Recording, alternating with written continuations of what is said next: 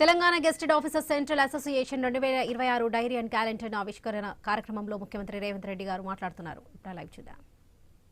విద్యుత్ సరఫరా చేసి ఇట్లా ప్రభుత్వంలోనే ఉండే కార్పొరేషన్లకు కూడా వేలాది కోట్ల రూపాయలు, దాదాపుగా 1,11,000 కోట్ల రూపాయలు బకాయిలు బ్యాంకు లోన్లు కాకుండా బ్యాంకులలో తాత్కాలికంగా దీర్ఘకాలికంగా తెచ్చిన అప్పులు 7 లక్షల కోట్ల పైగా పెట్టి 1,11,000 కోట్ల రూపాయలు చేబదులు సర్దుబాటు అంటాం కదా, అంటే విద్యుత్ శాఖ కావచ్చు, సింగరేణి లాంటి సంస్థలు కావచ్చు, ప్రభుత్వ ఉద్యోగస్తుల రిటైర్మెంట్ బెనిఫిట్స్ కావచ్చు, లేకపోతే పెన్షన్ బెనిఫిట్స్ కావచ్చు, ఇట్లా రకరకాలవి అప్పటికప్పుడు చెల్లించాల్సినవి కూడా 1,11,000 కోట్ల రూపాయలను ఆ ప్రభుత్వం భారంగా మాకు ఇచ్చిపోయింది. అందుకే నేను శాసనసభలో వైట్ పేపర్ ప్రవేశపెట్టి గత ప్రభుత్వం నుంచి అధికారంతో పాటు మాకు బదిలీ అయిన అప్పులను తప్పులను పారదర్శకంగా చట్టసభలో చర్చకు పెట్టిన.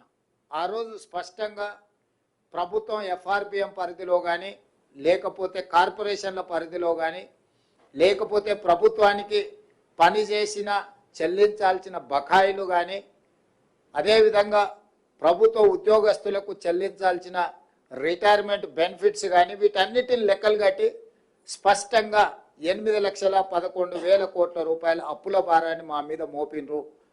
ఇక్కడి నుంచి మా ప్రయాణం మొదలవుతుంది. ప్రభుత్వ ఉద్యోగస్తుల యొక్క జీతభత్యాలు, పెన్షన్స్, అదేవిధంగా గత ప్రభుత్వం చేసిన అప్పులకు అసలు మిత్తి చెల్లింపులు, అదేవిధంగా గతంలో కొనసాగుతున్న సంక్షేమ పథకాలు, కొత్తగా మేము ప్రవేశపెట్టిన సంక్షేమ పథకాలు, వీటన్నిటిని కూడా లెక్కలేస్తే ప్రతి నెల 30,000 కోట్ల రూపాయల అవసరము మనకు తేలింది. రాష్ట్ర ప్రభుత్వానికి వస్తున్న ఆదాయం 18,000 నుంచి 18,500 కోట్ల రూపాయలు. కొన్ని పథకాలను పక్కన పెట్టిన 22,500 కోట్ల రూపాయలు నువ్వు తల తాకట్టు పెట్టైనా ప్రతి నెల మన ఖర్చులు ఉన్నాయి.